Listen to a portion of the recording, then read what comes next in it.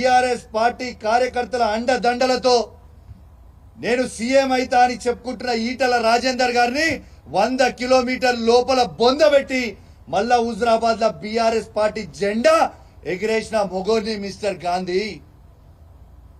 నీలాగా పూటకొక పార్టీ పూటకో నిమిషం మారే బ్రోకర్వి నువ్వు.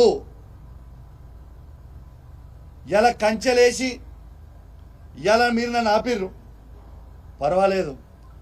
యావత్ తెలంగాణ ప్రజలు మొత్తం కూడా చూస్తా ఉన్నారు. ఇలా మీరు బీఆర్ఎస్ పార్టీయా కాదా అనేది మొత్తం ప్రజలు చూస్తా ఉన్నారు. మీరు వాడే భాష షేర్లింగం పెళ్లి ప్రజలు మొత్తం కూడా చూస్తా ఉన్నారు. ఇంకోటి కూడా చెప్తున్నా మిస్టర్ గాంధీ గారు, నేను ప్యూర్ తెలంగాణ గడ్డ మీద పుట్టిన బిడ్డని.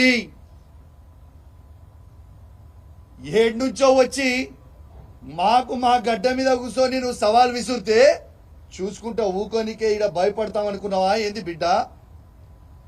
ఇవాళ కేసీఆర్ గారి నాయకత్వంలో నిన్న నేను పొద్దున్నే కేటీఆర్ గారితో హరీష్ రావు గారితో ఫోన్ మాట్లాడి పర్మిషన్ తీసుకొని మరీ చెప్తా ఉన్నాను. రేపు పొద్దున 11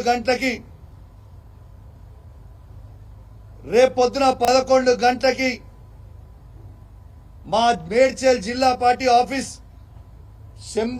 శంబీర్పూర్ రాజు గారి నాయకత్వంలో ఆడి నుంచి మేమందరం కలిసి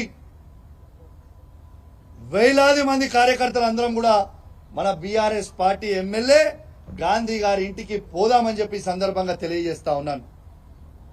రేపు దయచేసి కోరుతా ఉన్నాను, బీఆర్ఎస్ పార్టీ ప్రతి కార్యకర్త, జీహెచ్ఎంసీలో ఉన్న ప్రతి కార్యకర్త, ఉమ్మడి రంగారెడ్డి జిల్లాలో ఉన్న ప్రతి బీఆర్ఎస్ పార్టీ కార్యకర్త రేపు అందరం కలిసి 11 గంటలకి గాంధీ గారి ఇంట్లోకి ఖచ్చితంగా రేపు పోదాము. ఆడ బ్రేక్ఫాస్ట్ తిందాము, ఆడ లంచ్ తిందాము. గాంధీ గారు కండువ కప్పుకున్న తర్వాత గాంధీ గారిని తీసుకొని తెలంగాణ భవన్కి పోయి ప్రెస్ మీట్ పెట్టి అక్కడి నుంచి గాంధీ గారిని కేసీఆర్ గారి దగ్గరికి తీసుకొని పోదాం. స్వాగతం పలుకుదాం.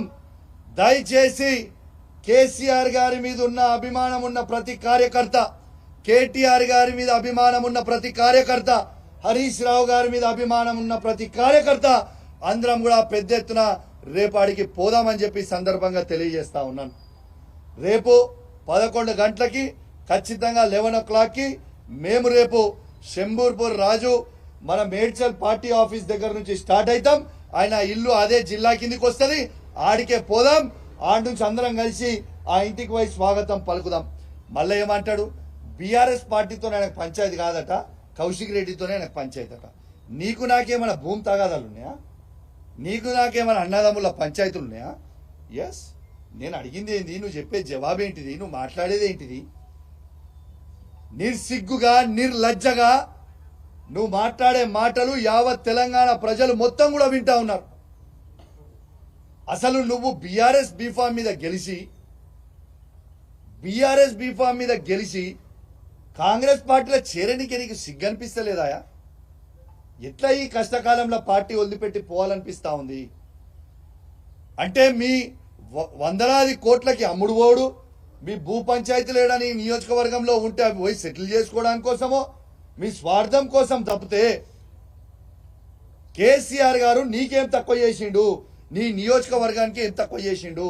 ఈ నియోజకవర్గాన్ని మొత్తం భారతదేశమే తిరిగి చూసే విధంగా అభివృద్ధి చేసిండు కదా కేసీఆర్ గారు.